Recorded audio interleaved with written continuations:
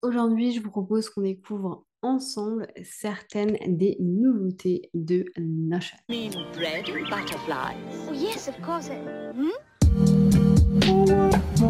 Salut à tous, c'est Aude, j'espère que vous allez bien. On se retrouve pour une vidéo très rapide où on va voir ensemble certaines des nouveautés qui viennent d'arriver sur l'outil Notion. Le programme de cette vidéo, on va parler des nouveaux boutons Notion qui permettent, en fait, c'est un petit peu la nouveauté au niveau des templates qu'on peut créer directement à l'intérieur des pages. Alors je sais, hein, la nouveauté est sortie il y a très longtemps, mais ça fait un moment, je crois, que j'ai pas fait de mise à jour Notion. Donc on en parle aujourd'hui.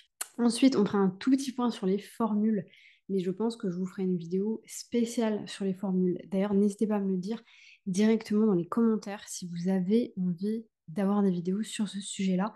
J'en parle très peu, tout simplement parce que j'ai pris le parti de faire des vidéos Notion très simples, de faire des templates très simples, où il n'y a pas forcément de formules, etc. Et je sais que certains d'entre vous sont intéressés, donc n'hésitez pas à me dire dans les commentaires. Ensuite, on va parler des nouvelles automatisations, des nouvelles analyses de vue des pages, des nouvelles intégrations, il y en a eu beaucoup, beaucoup récemment, du décalage intelligent, celui-là aussi date, mais on va en parler. Et bien entendu, on va faire un petit point sur l'IA. Si vous n'avez pas vu ma précédente vidéo sur le sujet, je vous la mettrai juste dans le i. On y avait parlé des templates par défaut, du coup, sur les databases, des tâches récurrentes qui étaient extrêmement pratiques, de la nouvelle barre de progression. On avait également parlé des sous-tâches, de l'affichage des pages, des nouvelles colonnes, de l'alignement des médias, donc centré, gauche-droite, etc. Des nouveaux emojis, icônes, gifs, etc. qu'on pouvait mettre sur les commentaires, mais également sur les pages Notion. Et on avait fait un petit point sur l'IA. Si vous n'avez pas vu cette vidéo, n'hésitez pas à aller la voir. On démarre du coup avec la nouvelle fonctionnalité bouton. Honnêtement, moi je la trouve hyper intéressante. Elle peut vraiment, pour le coup, être exploitée. Vous pouvez faire beaucoup de choses avec, mais il s'agit un petit peu de comprendre comment est-ce qu'elle fonctionne. Donc on va faire notre tiret sur le côté, on va taper bouton, et ici du coup par défaut, vous avez deux premières choses que vous pouvez faire. Choisir votre icône si vous le souhaitez. Donc vous pouvez bien entendu mettre les emojis si vous en avez envie, et vous pouvez mettre le nom du coup de votre bouton. Le nom de votre bouton, en fait, ça va dépendre un petit peu de ce pourquoi est-ce que vous allez le créer.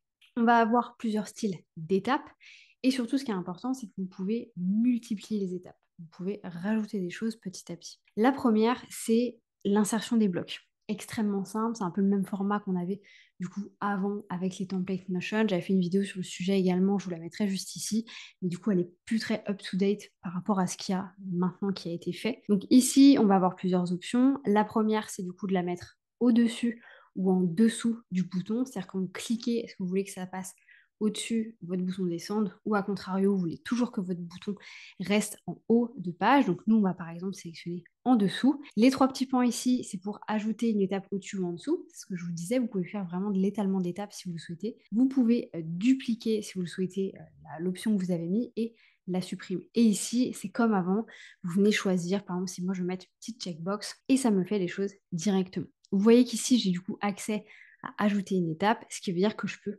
continuer à rajouter des choses si je le souhaite. Ensuite, on a également l'option ajouter une page A. Si je clique sur celle-ci, ça va par défaut me proposer de choisir une base de données. Donc, par exemple, moi, je vais choisir ma gestion de projet. Ici, ça me propose de choisir à partir d'un modèle ou non. Alors, soit je ne sélectionne rien et du coup, ma page sera vierge, soit je peux mettre, comme vous le voyez, directement une template. Moi, je vais mettre la template sans titre, qui est juste une to-do list, tout simplement. Donc ici, ça m'a créé ma propriété. Je peux également la modifier si je le souhaite.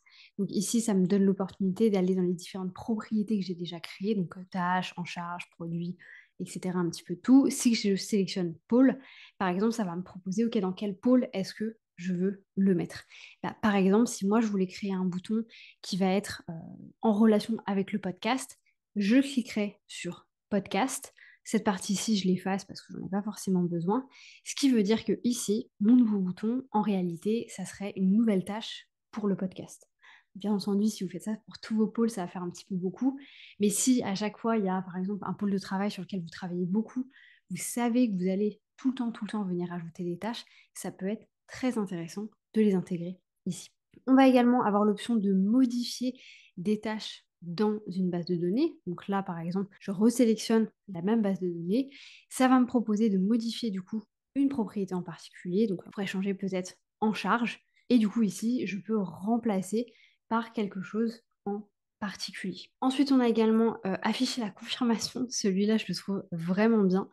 Ça va vous proposer du coup de mettre un petit texte. Donc, on va le tester ensemble. Toute cette partie-là, hop, je la supprime du coup directement. Vous avez du coup, c'est votre dernier mot. En fait, ça va vous mettre une pop-up. Vous pouvez cliquer sur continuer, annuler. Ça, c'est un peu les options de base. Si je clique du coup sur terminer et que je clique sur le bouton que je viens de créer, vous avez du coup cette pop-up qui arrive. Je trouve ça fantastique.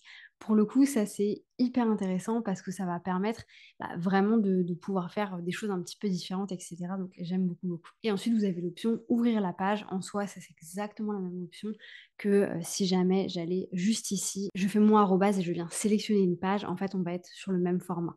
Parce que du coup, si je fais ça, si je fais ouvrir la page, ça va me proposer de sélectionner une fameuse page. Je sélectionne la même, je fais terminer. Du coup, si je clique dessus, ça va m'amener sur la fameuse page rétro-planning que j'ai mis également ici. Donc ça, en soi, je trouve pas, c'est pas très utile. C'est bien de l'avoir mis, mais ça va pas changer la phase du mot.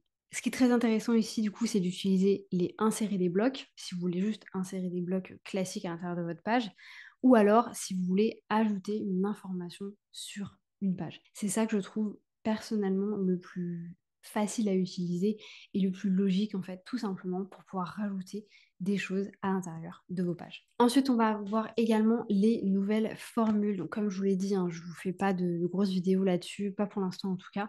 Ici, ce qu'il y a à retenir, c'est qu'en fait, les formules maintenant sont hyper simplifiées. C'est beaucoup plus simple pour vous de pouvoir faire des formules quand vous allez vouloir les créer. Vous allez du coup aller dans formule, vous allez dans modifier la formule et en fait ici vous avez vos propriétés qui sont ici par défaut et en fait c'est tout simplement que la manière dont ça a été créé est beaucoup plus simple à utiliser que par avant. Vous avez le if du coup avec le s pour pouvoir mettre plusieurs possibilités si vous le souhaitez.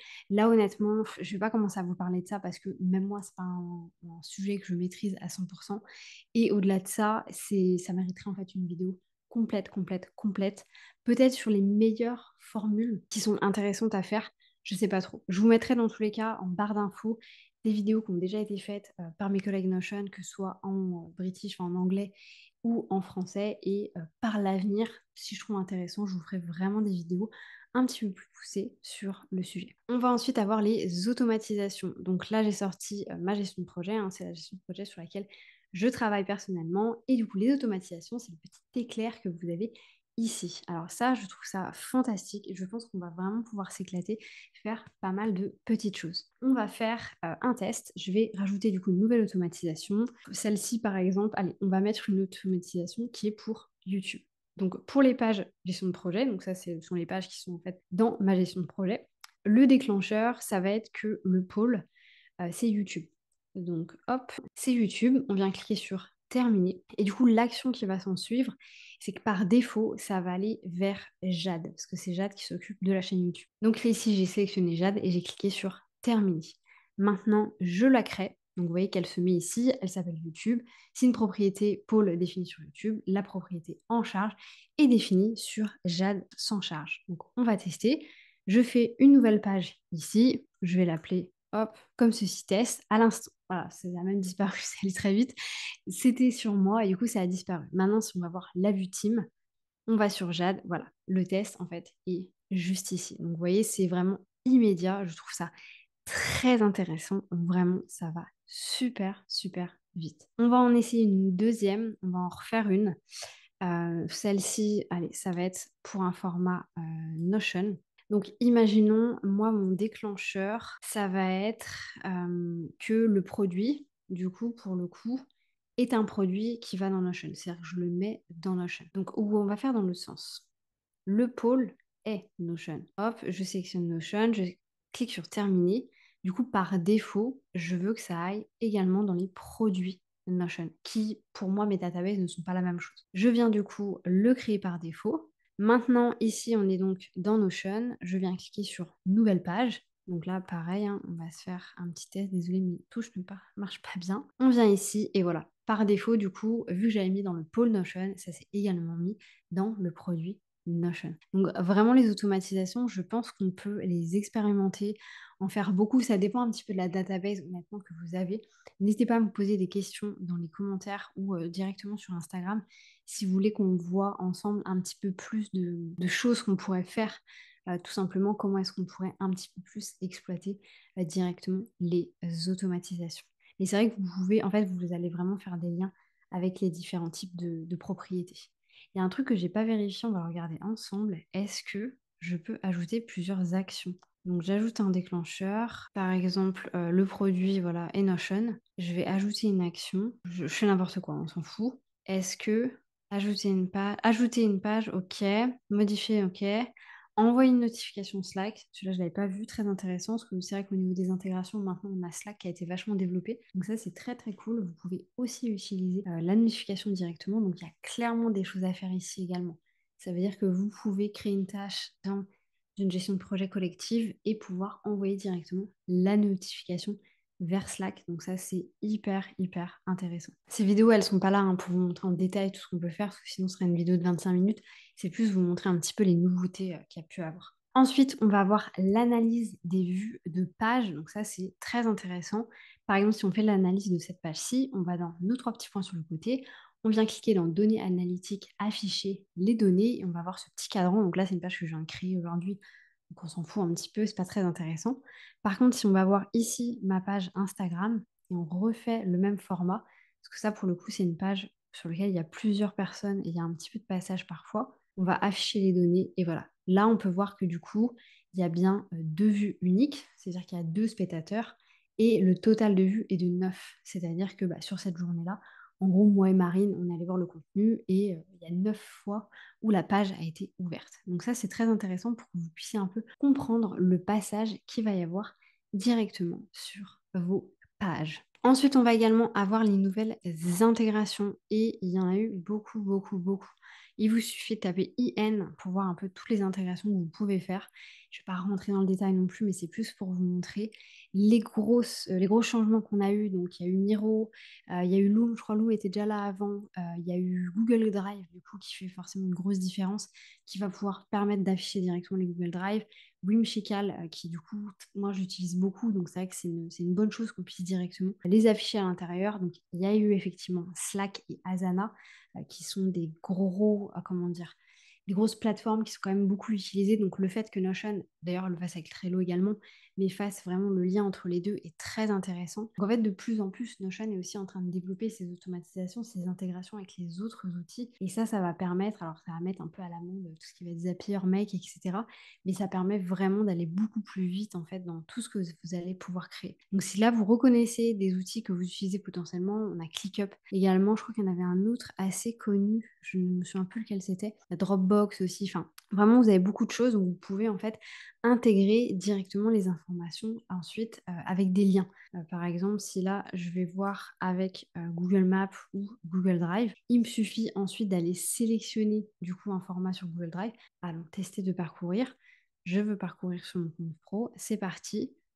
Alors là, je sais pas trop ce à quoi. Ok, donc on a accès un peu à tout mon drive. Par exemple, moi, je veux qu'on voit ça. Je le sélectionne. Et du coup, voilà, par défaut, je pense que ça va mettre la vidéo. Pas forcément avec un mode démarrage, mais voilà, ça me permet de voir directement les informations. Alors, on va les tester avec autre chose. Je pense que je suis pas connectée directement dessus, donc ça risque pas marcher. Voilà, là, je suis obligée de mettre un lien direct, mais c'est vrai qu'avant, on mettait uniquement des liens uniques. En fait, on pouvait pas forcément les afficher. Maintenant, l'intérêt, c'est qu'on peut tout de suite mettre les liens Loom. C'est vrai que moi qui fais beaucoup de retours clients, etc., ça peut être très pratique d'avoir les informations. Et là, ça évite aussi de donner des accès en fait à votre drive. La personne peut venir directement télécharger la vidéo d'ici. On continue ensuite avec le décalage intelligent. Ici, je nous ai mis tout simplement une base de données en fait rétroplanning. Donc c'est un exemple de rétroplanning de lancement. Donc là, on est sur la création d'une formation avec le scriptage des modules, la création des présentations, relecture, etc. Et si on va voir la timeline, vous allez voir que vous avez toutes ces petites flèches jaunes qui s'affichent. Et en fait, l'intérêt de ces flèches jaunes, c'est justement de venir créer des relations. Donc si là, je décale par exemple à fond mon scriptage de module, vous voyez que tout, absolument tout, a bougé. Tout ce qui est connecté. Ce qui n'est pas connecté ne va pas bouger. Par contre, ce qui est connecté va vraiment pouvoir bouger en même temps. Donc ça crée un décalage, vous avez des différentes options. Si on clique dessus, vous allez sur les 3 petits points, vous allez sur dépendance. Vous pouvez voir ici, vous avez 3 options. La première option, alors vous pouvez éviter les week-ends ou pas, ok, moi par exemple, je m'en fiche. Vous pouvez ne pas décaler automatiquement, c'est-à-dire que si vous bougez vos petites pages, elles ne bougeront pas. Vous pouvez les décaler et conserver l'intervalle entre les éléments. Vous pouvez décaler uniquement si les dates se chevauchent. On va essayer celui-ci. Donc là, par exemple, on ne se chevauche pas. Par contre, si je viens là, comme ceci, on va se chevaucher. Donc là, il va le pousser, vous voyez, il l'a poussé juste à la limite. Là, si je le remets en arrière, ça ne va pas bouger. Voilà, ça ne bougera pas à ce moment-là. Et si là, je le refais bouger et je passe, ne serait-ce que sur le 13, ça va venir me le décaler également. Donc ça, c'est assez pratique, honnêtement. Quand vous avez envie de le créer, il vous suffit tout simplement, vous allez voir en fait le petit bouton qui est là, de venir étirer et de venir connecter. Ils sont tous par défaut, c'est-à-dire que là, j'en ai créé un ici, j'en ai créé un là. Ils sont tous sur le même fonctionnement de dépendance, c'est-à-dire ils se déplacent uniquement s'ils se chevauchent. Si je sélectionne décaler, conserver l'intervalle entre les éléments, ça va le faire également pour tout. Ça ne va pas le faire que pour la liaison que vous avez faite. Donc si par exemple ici, voilà, celui-là, je le retire beaucoup plus loin, absolument tout avance. C'est pas forcément que sur un sujet ou sur un autre. Après, rien ne vous empêche, bien entendu, de venir décaler ce genre de format, mais forcément, ça va se suivre. Après, si vous ne voulez pas changer certaines dates, il vous suffit tout simplement de couper la dépendance, de remettre à l'endroit en fait où vous le souhaitez, et après vous pouvez recréer la dépendance si vous en avez envie. Mais honnêtement, c'est très pratique quand on fait comme moi beaucoup de rétro-planning où forcément on va être amené à faire du décalage. Ça peut être bien pratique pour éviter de changer toutes les dates. C'est vrai que ça, j'en ai fait beaucoup des rétro-plannings sur les dates, c'est très pratique. Et ensuite, pour terminer, on va avoir l'IA. Alors, l'IA, je trouve ça un peu bloquant pour une raison assez simple, c'est qu'en fait, ça coûte très cher. Si on va dans paramètres et membres, on va du coup aller voir au niveau de la facturation. On va du coup aller voir au niveau des forfaits. Et vous voyez qu'au niveau du forfait, donc moi, je suis en forfait classique plus. Donc, j'ai accès à tout ça. Et en fait, j'ai un quota de réponses à l'IA. J'en ai droit à 20, sinon je suis obligée d'acheter un accès qui me coûterait, je crois que c'est 8 $ par mois. Je trouve ça exorbitant pour ce que ça représente, sachant qu'il y a plein aujourd'hui d'IA qui sont complètement gratuites. Donc si vous savez que ça va vous être hyper utile, mais pourquoi pas, mais sinon franchement, moi j'en vois pas forcément l'intérêt. Et on va cliquer dessus, on va voir ce qui se passe. Donc là, ça me dit quoi? Ok, ma carte, très bien. Le module complémentaire sera modifié aujourd'hui. Donc ça me coûte, voilà, 100, combien? Avec la taxe, ok, ouais, 120 € quoi. Bref, moi je trouve ça un petit peu abusé, donc je ne l'ai pas fait. Mais c'est pour ça que je vais vous montrer quand même comment ça fonctionne. Donc vous avez tout simplement aller sur le tiret IA du côté, là où vous avez plein d'options. L'option de traduire, très utile. Moi je l'ai vachement utilisée sur Canva. Elle est très très bien faite aussi l'IA sur Canva. Modifier le ton, ça c'est plutôt chouette de pouvoir vraiment un petit peu faire des changements, mais ça se fait vachement si vous avez déjà copié des textes ou ce sont des textes qui ont été rédigés par l'IA. Forcément, vous pouvez adapter. Ça sera jamais du copywriting, quoi qu'il arrive. Continuez à rédiger si vous n'êtes pas forcément content avec la réponse qu'il vous a donnée. Faire un résumé aussi d'un certain texte, ça c'est très intéressant. Moi qui fais beaucoup de vidéos YouTube, il y a des moments où je pourrais mettre mon script ou ma transcription directement dans l'IA et lui dire fais-moi un résumé de ce passage-là pour que je puisse ensuite le mettre directement dans ma vidéo, enfin dans ma description YouTube. Ensuite, on a recherché les tâches à accomplir. Donc celui-là, je pense que c'est en lien directement. Alors qu'est-ce qu'il me dit? Ok, je gâche des trucs pour vous, hein. Mettre en place des objectifs clairs, mesurables pour chaque employé, ça n'a aucun sens. Et là, par exemple, je trouve ça... il m'a rien demandé. Ah oui, je suppose qu'il aurait fallu de base que je vienne lui demander sur quel sujet un petit peu. Mais voilà, là, ça n'a aucun sens, quoi. Encourager les pauses régulières pour favoriser la concentration, la créativité. En fait, tu m'as sorti la même chose. Voilà, parce que je lui ai posé une question tout à l'heure, il m'a sorti exactement la même chose. Donc faites très attention à l'IA de Notion parce qu'elle pop-up hyper vite. Du coup, vous avez peut-être gâché un peu des choses. D'ailleurs, les 3 trucs d'avant, je les avais gâchés aussi un peu comme ça. Ensuite, vous pouvez lui demander d'expliquer du coup un sujet en particulier, améliorer le style également, corriger la grammaire et l'orthographe, très utile, mais il y a plein de choses qui le font aussi. Faire des raccourcis ou faire des rallongés, donc ça c'est très pratique. Simplifier les formulations si la manière dont ça a été formulé est trop compliquée et lancer une réflexion. Lancer une réflexion, je lui ai demandé tout à l'heure, donc je lui ai demandé comment une réflexion c'était sur la productivité au travail. Et du coup, lui, il m'a sorti un peu tout ça. Donc moi, ce que je trouve bloquant en fait avec l'IA, c'est qu'il faut plusieurs requêtes pour vraiment arriver à quelque chose qui a du sens et qui peut vraiment vous être utile. Du coup, effectivement, sur l'IA de Notion, vous êtes un peu obligé d'avoir l'IA payante parce que clairement, pour avoir... Enfin, moi, je sais quand je fais des recherches avec ChatGPT, pour le peu de fois où je l'ai fait, j'ai dû utiliser, je sais pas, lui poser trois quatre questions en fait pour arriver à une finalité. Donc là, ça veut dire que si moi, je lui pose trois quatre questions sur l'IA de Notion, j'aurais pas forcément beaucoup d'informations. Donc je trouve ça dommage qu'il l'ait mis en payant, qu'il l'ait mis aussi cher. Il doit y avoir sans doute des raisons pour lesquelles ils l'ont fait, mais voilà, je trouve pas ça extrêmement pratique. J'espère que cette vidéo vous aura plu. C'était vraiment une petite vidéo parce que je suis en vacances cette semaine quand vous allez regarder cette vidéo. Je serai à Plymouth en Angleterre. Mais voilà, j'espère que ça vous aura plu de voir un petit peu les différentes nouveautés qu'on a sur la plateforme. Moi, je vous laisse là-dessus. Je vous souhaite une bonne journée, une bonne matinée, une bonne soirée. Et je vous dis à bientôt pour une nouvelle vidéo.